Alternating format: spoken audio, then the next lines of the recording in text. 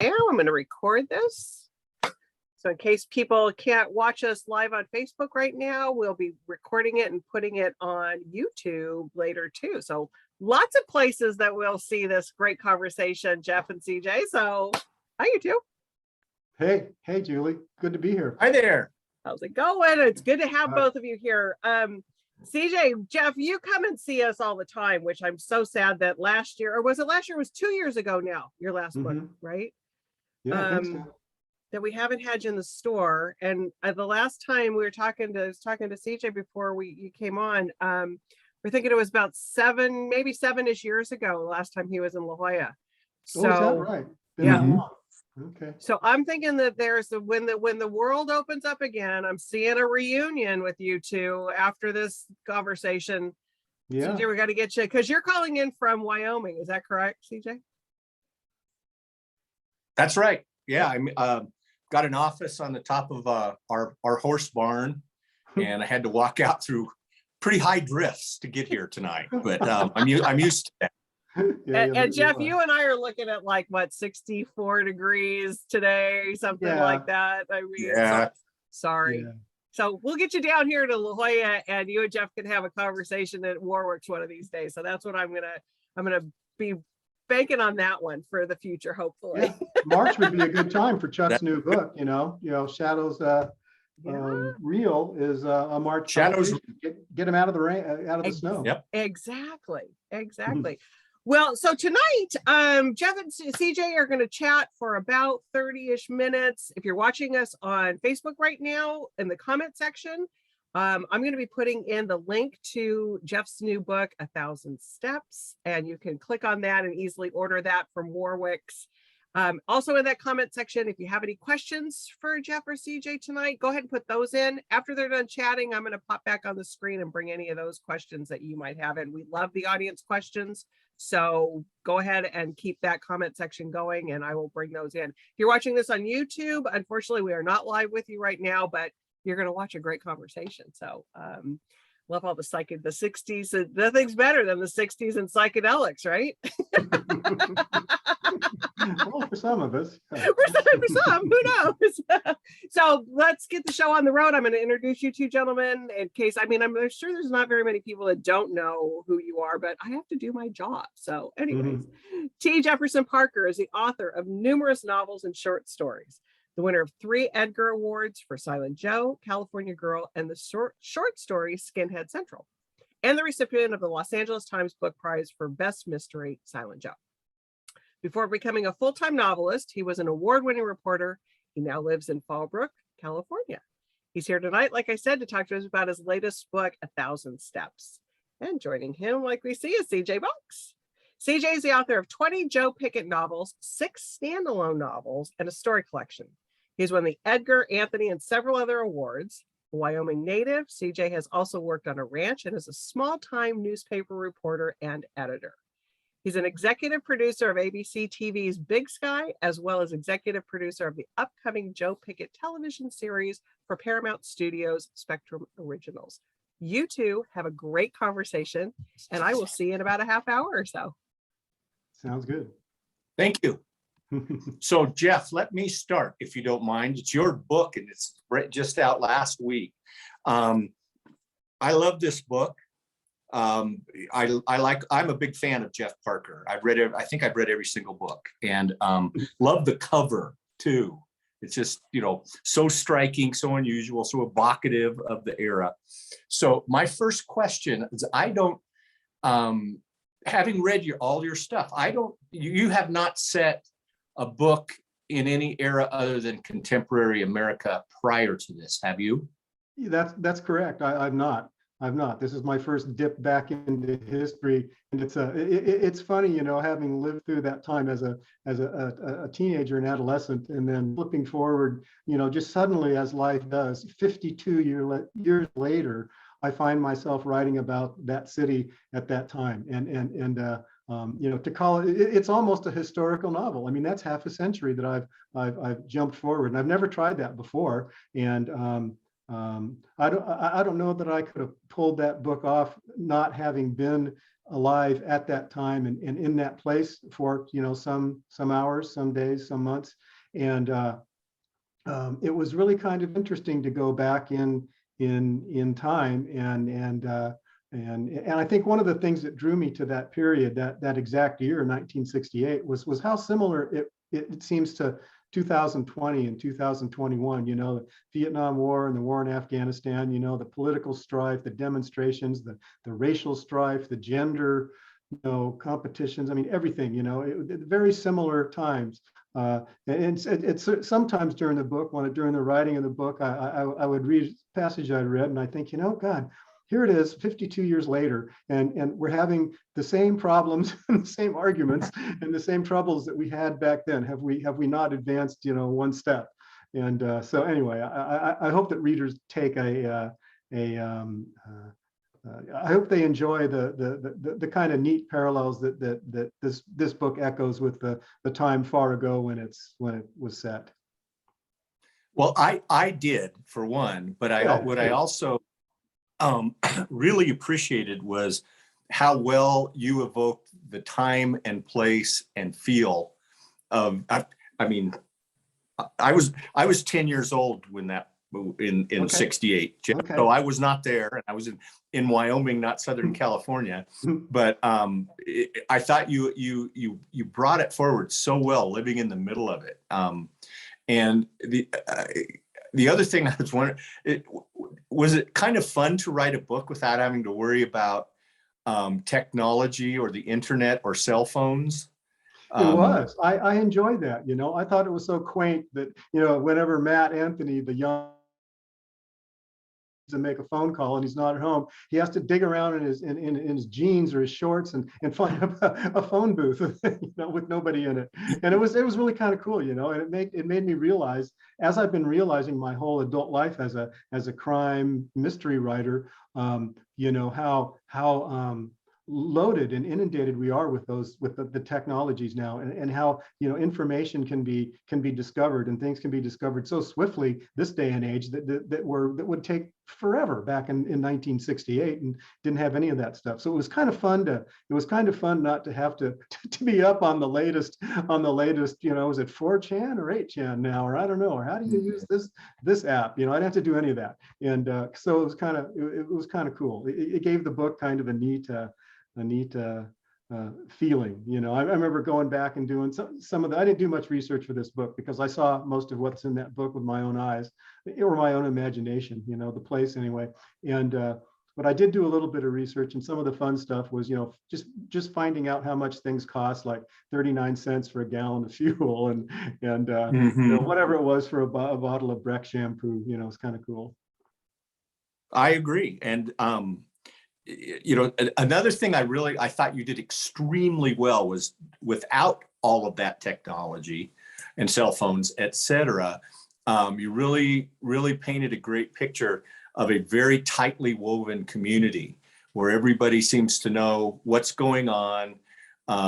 Everybody seems to know a little bit more than they say, but it's, you know, it's a very kind of, in a way, a very small town feel where it's almost, you know, people talking to people and people exchanging information, but they're not online getting it. They're talking to each other, agendas, and very well done. Yeah, thank you. Yeah, that the very first scene, Matt, the young hero of the book, is down on the beach watching the police and the ambulances deal with this corpse, this dead girl who's washed up on the beach in Thalia Street, and the cop in charge there is Furlong. He's a mean sergeant, tough guy. He loves busting hippies. Great name. Furlong. Yeah. Yeah, he's a bear, you know, he's compared to a bear. He's a big sort of tough guy, and you know, Matt shows up at the scene on his bike. He's just fished for his meal for that day, and Furlong knows Matt and starts talking to Matt and asking him about his mom, who Furlong tried to date a few years ago, which really offended Matt. And then Furlong asks about Matt's brother, who's in Vietnam. Furlong knows that. So yeah, it's a small town, and Laguna was a small town then and still is. Really, there's only 24,000 people in Laguna Beach now, and there were half of that then, or 13, something like that. So it was and is still a small town, and I really like that. You know, you write about small towns a lot, where people know everybody knows everybody, and it's and things that are anomalies, you know, strangers, oddities, really stand out. You know, and so Laguna is kind of like that. Then it was it was fun to get into that into that kind of world where everybody knows everybody, and things that might seem like, you know, when you're reading it, that are, you know, fictionally, you know, convenient, actually happen in little towns like that. Like, for instance, you know, the cop, you know, who, you know, strides on screen, used to have a crush on Matt's mom. So anyway, it was kind of fun to deal with that. I like the closed knit communities. They're more interesting to me in a lot of ways than the big, you know, metropoli. You know, I've never said a book in New York City, and I'm probably incapable of it, but I like the littler stuff better. Well, you did it well. And things like Dodge City, which I take it is real, or was real. I don't know. Is. If it wasn't, I thought it was brilliant. I love Dodge City. That was real. I was just there a couple of weeks ago, and it's still there, and it's still just like that. It's some walkways out in the canyon, and a couple of really tiny streets. They're barely paved, and I don't know, 30 houses, maybe 20. I mean, not much. And you know, the guy, the real life guy, John Griggs, who founded the Brotherhood of Eternal Love, which was a church, a licensed church in California, and also at one time, one of the biggest drug smuggling operations in the world. John Griggs lived in Dodge City, out in Laguna Canyon, and he was the one who coined the name Dodge City. He named it Dodge City. It wasn't called that. He named it Dodge City because at the time that he moved in, hippies were flocking in. The old people were moving out. Rents were cheap. They were surfers, hippies, and mainly drug people. Brotherhood of Eternal Love guys. And so the cops were all over them, and the cops were there like a daily presence, and the cops and the state and the feds would gang up, and there'd be raids, and there'd be you know, arrests and chases. You know, the Brotherhood guys would run up into the brush where the FBI guys couldn't catch them, you know, and guns drawn and shots fired. And John Griggs nicknamed it Dodge City. And so a lot of people don't really know much about Dodge City, except that it's this little tiny place of little itty bitty houses and some really nice. It's a real quaint bitchin' little place. Yeah, very tiny. Yeah, well, I loved it. You know, I've realized I've sort of gone into the weeds without talking about the main plot. You know, and I think 1,000 Steps is like all the really best kind of crime and mystery novels. Is that it's really about a place, and you learn about a place through the investigation and through the mystery. Mm-hmm. But we didn't talk about what the mystery was. So maybe those might want to tell the people who are watching this what it's about. Yeah, I will. You know, I got a 1 sentence or so synopsis that will encapsulate the kind of the story, you know, the plot, if you will, without giving too much, without giving any things away. 1,000 Steps. See if I can remember this right. 1,000 Steps is a coming of age thriller about a 16-year-old boy who is looking for his older sister, who has vanished into the psychedelic underworld of Laguna Beach in 1968. Take it from there. It's a search. It's a missing person story, if you will. And so Matt, the young hero, is looking for his older sister by 2 years. Jasmine, who's just graduated from high school, and for the first time in her 18 years, has failed to return home after going out for the night. It's a big graduation from Laguna Beach High School party, and Jazz doesn't come home that night. She doesn't come home the next night. And by the time she hasn't come home 3 nights in a row, Matt is extremely worried because Jasmine's a real dependable older sister. She's not flighty, and she's not the type to run off and just disappear. She's never not come home. Matt's mother, on the other hand, is not too concerned.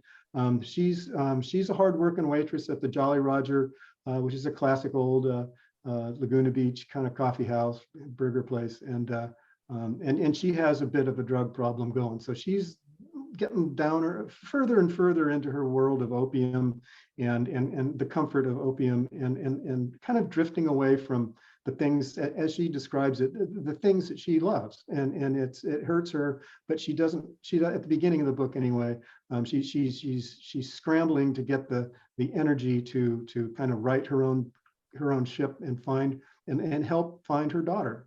So it's a search story, really. And the protagonist, Matt, 16-year-old, is like so many Jeff Parker protagonists, I think, in that he's extremely likable, hardworking, nose to the grindstone.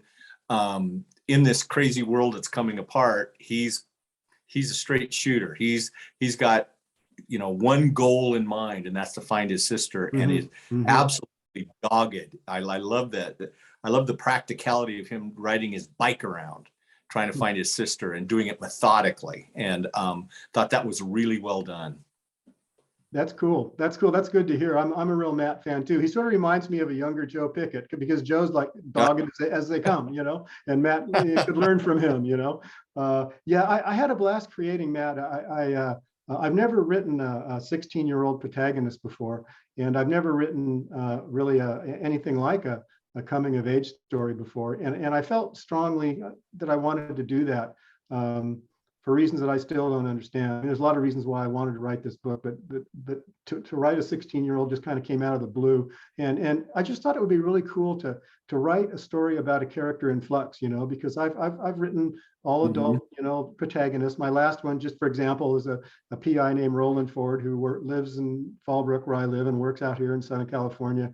And he's a formed human, he's discernible, and he's grown up in every way. It doesn't mean he can't be surprised and he can't improve, blah blah. But I wanted to write a character who's different at the end of the book than he is at the beginning, just by the fact that he's matured, And so I had a lot of fun in this book, creating Matt's emotional and psychological and growth, and concomitantly his physical growth. I had a particular fun with a scene midway through the book where Matt is aching. He's been beaten badly, for one thing. He wakes up the next day and he feels even worse than he should. And he's been groined, and he's just a mess, and everything hurts. And his elbows hurt, and his knee joints hurt, and his toes hurt, everything.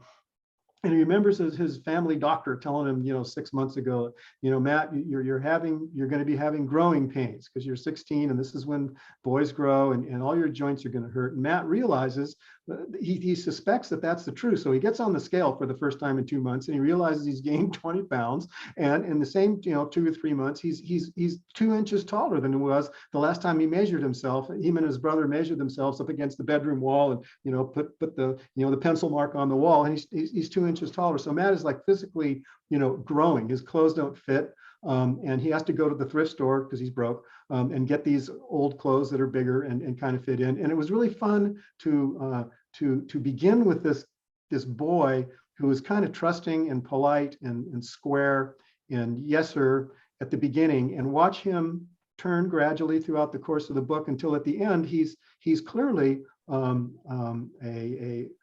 his way to becoming a capable, discerning, formidable young man. He's on his way, and I thought that was it was a great challenge to do that, and it was really fun to watch Matt grow and come out the book. Just a few weeks later, the book takes place in like 2 or 3 weeks or something like that. But he's a changed young guy, and I thought it was really delightful and fun to sort of track him.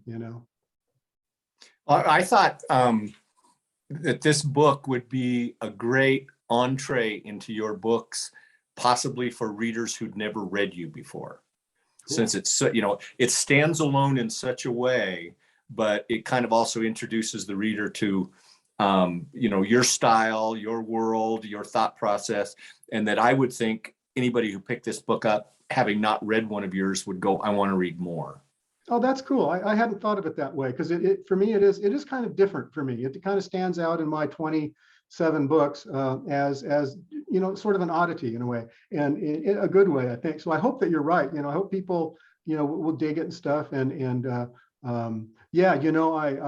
wrote this book with the same kind of mindset that I've written all my books, and that is that I kind of think that my job one is, as a writer, is to entertain. I really want the readers to be immersed in the story and entertained, and I'm not here to preach politically or so people, or I don't have any real axes to grind, you know, but I want my books to be entertaining. So I hope the entertainment quotient in this book is good. And I tried to keep it moving along fast. You know, for the first time, I wrote an entire book, this one in you know, present tense, which if you handle it right, I think can be a real handy tone. You know, it's a real neat voice if you handle it right. And I think that this book hits it pretty good. You know, I think Matt's 16-year-old kind of breathless energy comes out in the prose, and I think it moves the book along swiftly. You know, it happens fast, and I like that. So I hope you're right. I hope people dig it, and I think it would be a good intro because you don't have to read any. There's no related books. It's not part of the series, and it won't be. So, you know, yeah, I hope you're right. Well, I think that writing in the present tense also gives it some unpredictability, because there's, you know, the narrator is not omniscient. There's not somebody telling you this story. It's coming straight from Matt's point of view throughout, and all sorts of things. So I think it's very effective.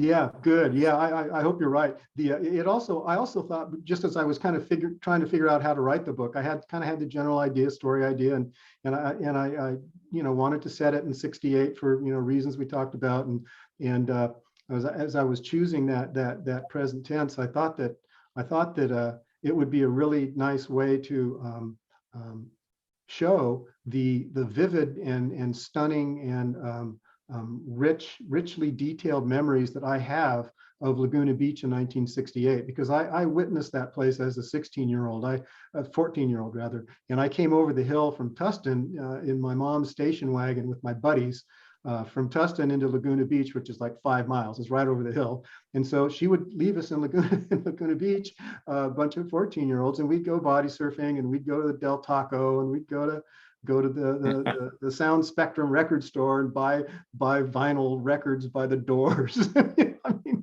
all the stuff we did, and to a 14-year-old, you know, the hippies, you know, flagrant hair and the tie-dye and all the bags everywhere, and the cops chasing after them, and the demonstrations on the street corners against the war in Vietnam, and just the physical beauty of Laguna Beach, the big rocky beaches and the golden sand and everything. It was really just a jaw dropper for me. I was 14. I was just this buck-toothed suburban kid from Tustin, and I'm looking at all this stuff, and I recorded it beautifully. I had no idea that I would ever use it or want to use it for anything. I had no idea I was going to be a writer. But when 52 years later, again, you know, half a century later, when I decided to write about that time, I realized how keen my observations had been back then, you know, just inadvertently.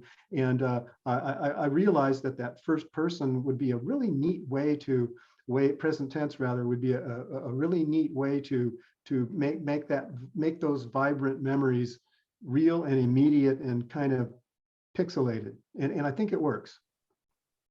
Have you had I know the book just came out last week, and that book tours now are pretty strange with either doing virtual or sometimes, you know, smaller events at different places. But have you had a chance to talk to anyone else who was at that place at that time, who, you know, remembers a lot of the things you did, or do you feel kind of like a lone ranger out there? No, I don't. I've talked to several, a lot of people who were there at that time. I did, you know, basic research. You know, I've read a little bit what little has been written about that time in that place. I've read, and I lived there for 20 years, not in the 60s, a little later, and I bumped up against a lot of the people that I write about, and so I do have their kind of opinions and things, and you know, some of the old time guys, the brothers, the Brotherhood of Eternal Love guys, most of them really like the book.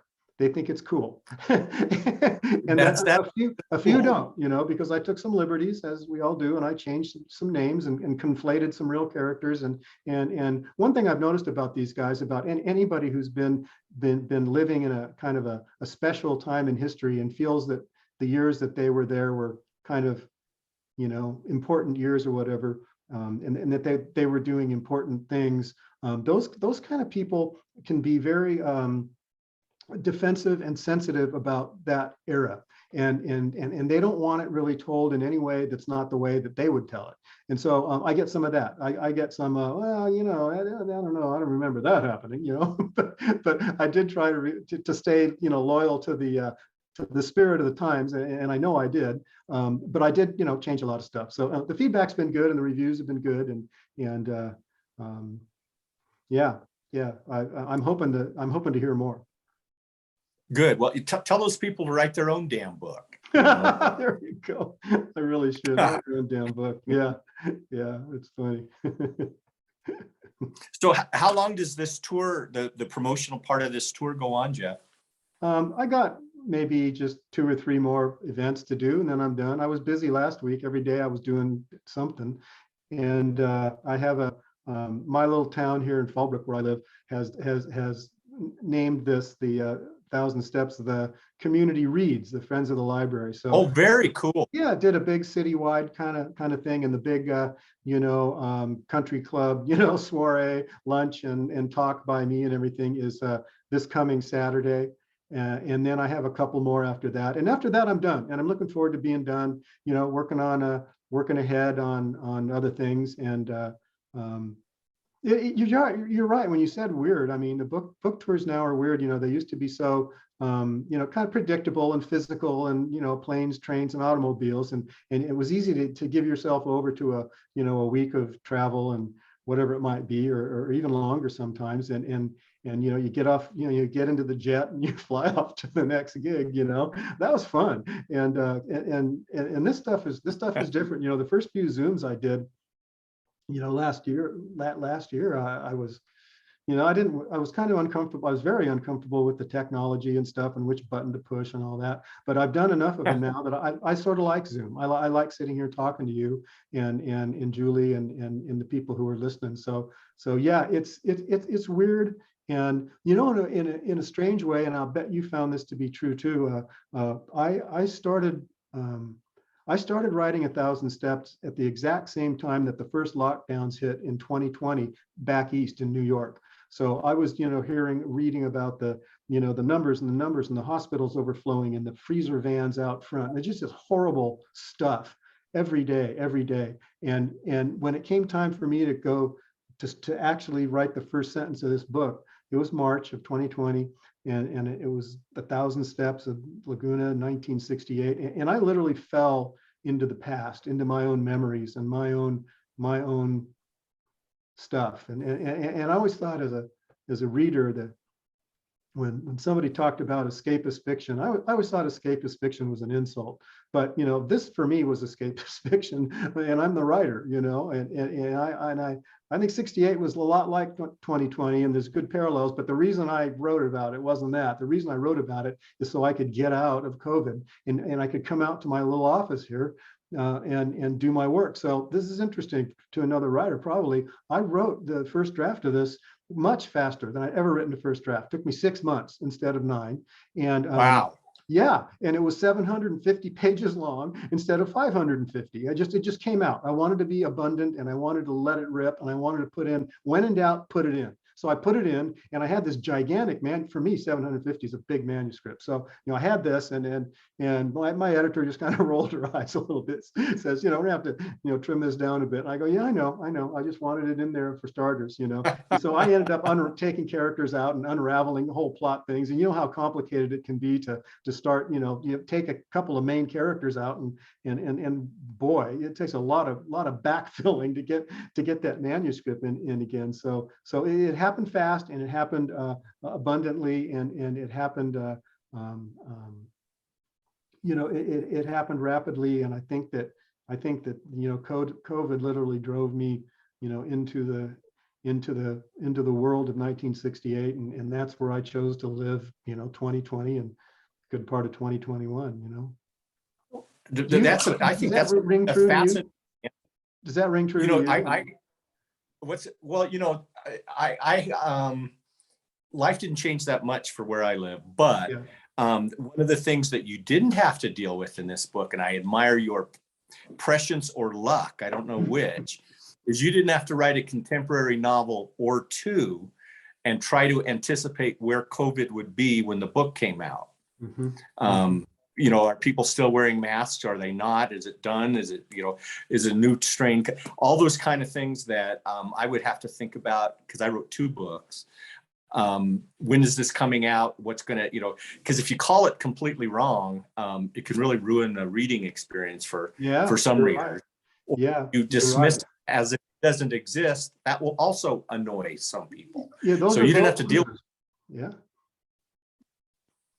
That's nice. Yeah. Well, I'm real curious about your next 2 books coming up in March and September of this year. Is that right? Right. Yep. Yeah, March and September, to see how you deal with that whole deal. And it's funny how long it takes us fiction writers to get to things sometimes. I remember how long it was after 9/11 before fiction turned its eye on the Twin Towers, and likewise COVID. Now, and I know it's still going on, and 2, it's only been 2 years, and now into the 3rd, if you will, just be general about it. So we do have a little bit of leeway, a little bit of lead time, to track that down in our fiction. But I have not read much American fiction that deals with COVID directly, in any kind of detail. Have you? No, and I don't want to. Yeah. I allude to it in the books and make some references and talk about during the pandemic, and hopefully hoping that when the book comes out, we will say way back during the pandemic. Gotcha. But not knowing sure. That's a gamble, like you say. You want to leave your options open as long as you can, but at some point you got to send that book out. Mm-hmm. So yeah, I mean, do we want to take some questions now, or did you have any questions of me, Jeff? Well, yeah, I mean, I do. I wanted to, first of all, I wanted to say it's nice. It's nice to be your friend. We've known each other for a long time, and we have a lot in common. You've been a reporter, and I've been a reporter, and you're a fiction writer, and I'm a fiction writer, and you're a fly fisherman, and I'm a fly fisherman, and I value you, and I value our friendship. So thank you for that. I've read almost all of your books too. I think almost everyone, and I've been a fan since the beginning. And I'm real curious about the the upcoming March release.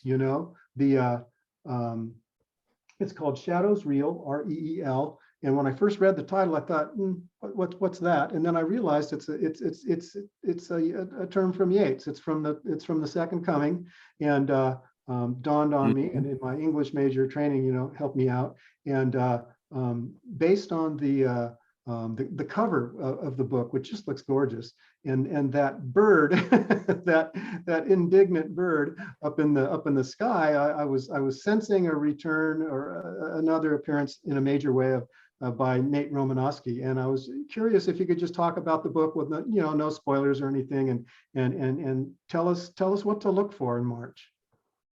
Sure. It's a different kind of book. The entire book is based on the poem in some ways, and because there's so many iconic, wonderful lines in the poem, The Second Coming, the blood dim tide, falcons. There's even lines about falconry.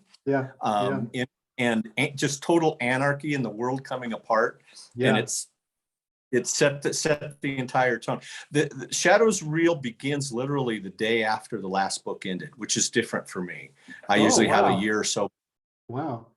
It just immediately right out of the chute begins with the end of that book, and continues on. And 2 things are happening, weird things, 2 totally unrelated plots. One is that Nate Romanowski has had his all of his falcons stolen, and his wife beaten up by somebody taking him and is going cross country.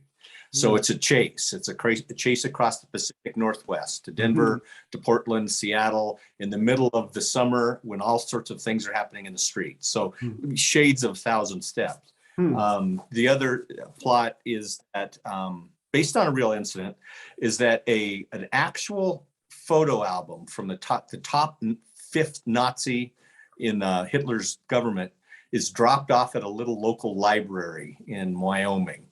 And which the library, meaning Mary Beth is the librarian, and she doesn't know who left it there or why, but it very shortly there she finds out there are some people trying to get it, recover it. Nice. And they'll do anything possible to get it back. So these two things are going on at the same time. It's kind of crazies on the right and crazies on the left, and Joe and Nate are in the middle of it.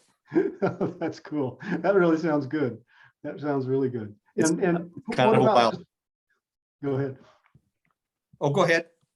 And what about just a peek forward to September and Cassie Duel?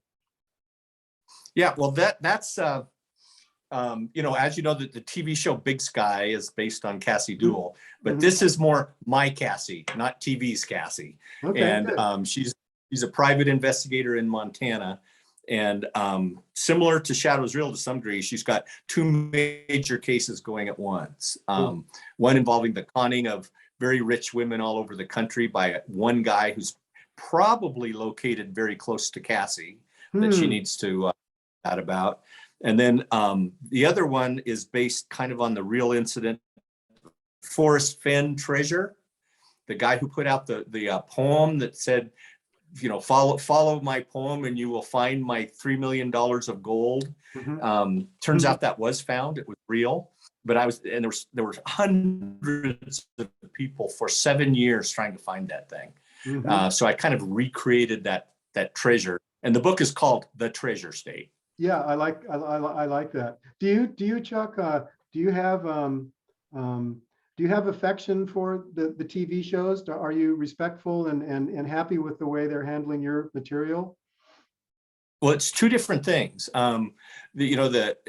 In Big Sky, they've in a sense run out of material from my books. They burned through it so fast that now they're kind of they're doing their own thing. And so I watch it from week to week, wondering what's going to happen. Sometimes I like it, sometimes I don't. Gotcha. But you know what, Jeff? The checks cash. So let's not forget that. Yeah. Whereas the new Joe Pickett show is a very, very authentic telling of the first book, Open Season, and the third book, Winter Kill. Sticks very close to the material. So of course, being a vein writer, I like that the best when I can hear my lines. But it's very well done, I thought.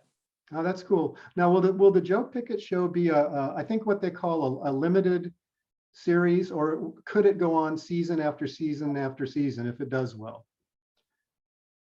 It could go on. Right now it's on, it's kind of, you know, because it's on Spectrum, the Spectrum original, if you don't have the cable company, you can't watch the show. Gotcha. All right. It will go to Paramount Plus this fall, so it'll be widely available. But for the time being, it's for Paramount subscribers only. And they're starting to work on season 2. So I'm happy about that. Okay. Nice. Well, congratulations on both of those. It's pretty cool. And somebody starts talking about those shows. I say, yeah, I know that guy. He's a buddy of mine, guy who wrote them all.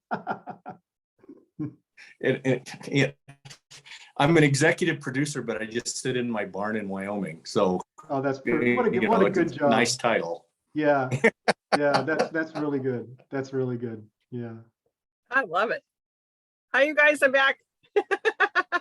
There she is. Here I am. There Julie's back. I'm back. I love this conversation. And CJ, you brought out, and Jeff, some of the great things that we're talking about for Laguna Beach. I mean, when you mentioned Breck shampoo and and I grew up the hill. I was up the coast a little bit where I grew up. And so the Jolly Roger, we had those all up and down the coast. And so cool. Yeah. I very remember that there was a char to that burger that they made that you can still kind of taste. Yeah. And the waitresses there, just like in the book, had to dress up as serving wenches or something. Because the Jolly Roger's a pirate theme, so they had the low cut or low cut with that bustier buckles on their shoes. Yep, and the big belt around their waist. Yeah, exactly. No, absolutely. Yeah, no, it was so that vividness was what I loved for that being brought out. But both of you, and I'm gonna throw this question to both of you. But Jeff, I'm gonna start with you a little bit. because CJ, you brought it up too, that you bring in real characters and real incidents that happened. Is that something that, like, Jeff, did you know you were going to bring in some real characters from the 60s into your book? Did you know that that was something that you were gonna do? And were you nervous about it a little bit, or? I wanted to do that, and I thought there's really no way to write a tightly focused kind of granular novel about Laguna Beach in 1968 and not mention the fact that Timothy Leary was at this Mystic Arts World head shop giving lectures on the pleasures of tuning in and turning on and dropping out, Right. So you just can't not talk about it. So, Leary has sort of a walk-in in the book. He has some information to give that's plot germane though. And so I put some words in his mouth and in the words of mouth of his wife in the book, and very, very much look forward to that. I wrote a book a long time ago called California Girl that takes place through the 50s and on into the 2000s, and set in largely in Laguna. And Leary appears in that book too, as does Richard Nixon, who at the time in the novel was campaigning for president, and he was an Orange County boy, so he appears in the book. I like that. You have to be careful. If you're going to really use a real guy, I don't want to impugn anybody, with words that I invent and then put in his mouth and then make him do. That's not fair. And so you got to be fair. You got to be a little evasive maybe sometimes. So Leary's in there, and Manson was in one of my old books, but I had to treat them all with some amount of respect and not invent things about them that they didn't say. That's not fair. But it was fun to have the walk-ons. The other thing I do is I base a lot of characters on characters that I know, like politicians and policemen and things like that. And I always change the names and the descriptions and sometimes even the genders, because again, I'm not in the business of grinding axes, and I don't want to say bad things about political people and public figures, even if I can't stand them. Right. I still don't really do that. Do you do that, Chuck? Yeah, certainly. And I think you mentioned this earlier. I think because we both have journalism backgrounds and kind of started there, I noticed that with other authors like Michael Connelly and so many others who have that journalism reporter background tend to be a little more on the nose with observations and details in their fiction books, simply because that's the way you think. I could not write a magical realism book, for example. Jeff's kind of dabbled in that a little bit, but I think for the most part, you're using real locations, not always real people. Some of the most outlandish characters I write about are based on real people, and people assume I had to have made those up, whereas other ones, more realistic, I did make up. So I think it's a combination of both, and sometimes a combination of two or three certain characters into one, or sometimes just seeing somebody walk down the street and you get a sense of who they are, and they don't realize it, but they're a character in my book now, kind of thing. Yeah. Well, I was glad to hear in the green room, Jeff, that Julie wasn't based on me. So that's just, I was glad to hear that. Because you don't see Julie that often in books. I read a lot of books, and you don't see a character named Julie that often. I like that name. I like that name a lot. Just glad about that. But CJ, back to you and putting real things like the treasure hunt. Was that something? Do you look for real things to kind of as a device to use to drive a story? Is that what you look for sometimes? Absolutely. And I kind of keep file folders on my computer and in my desk of certain stories or angles or topics or controversies that pertain to where I live, because that's what I write about. Right. The treasure thing, the Forrest Fenn thing, that treasure was eventually found in Wyoming. Although treasure hunters had been searching 6 or 7 states, I think there were 6 deaths associated with it. People trying to do too much, rappel down canyons, that kind of thing. So it really became a thing in the Rocky Mountain West. Wow. some people doubted that it existed. Others were sure. Some thought they were lost. They thought the guy who wrote the poem was nuts, which he kind of was. But in the end, it was actually found. Wow. Can't wait. That sounds fascinating. Okay, we have a question for Facebook, Jeff, and this is for you. Oh. So it says the cover is so awesome and so different from all your other covers. Did you have any input on it? Oh, well, yeah, I agree. I think it's an awesome cover. I had no input at all, except to say that when they sent me the first draft of the cover, nice big, electronic, poster of the cover art, I was floored.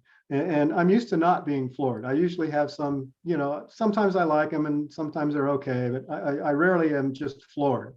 And this one floored me for sure. And my agent is he's tough. You can't please him no matter what with the book covers. And he loved it, and the rest of the agency loved it. So it was, it was a one swing and out of the park sort of deal. And I really do like it a lot. I think it's neat.